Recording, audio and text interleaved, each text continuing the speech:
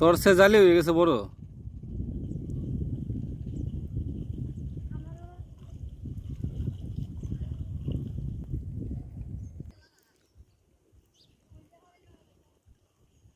তোর বাড়ি কই?